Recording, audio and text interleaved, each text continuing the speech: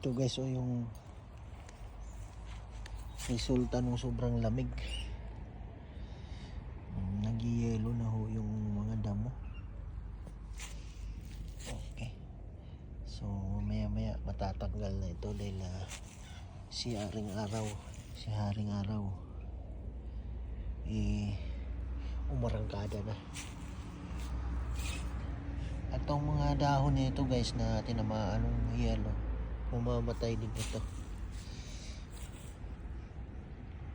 Kasi namamatay na siya sa sobrang lamig nung yelo na kumapit sa dahon. And mamamatay din pagka sikatan ng araw, malusaw ang yelo.